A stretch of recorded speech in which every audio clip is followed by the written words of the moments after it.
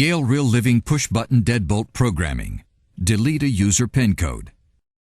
Please note, if the lock is connected to a wireless automation controller, it is recommended that it be programmed through the controller to ensure communication between the lock and the controller unit. For this example, we have set the master PIN code to 123456. Enter master PIN code 123456 followed by the pound key to enter the main menu. In menu mode, select 3 for user PIN code deletion followed by the pound key.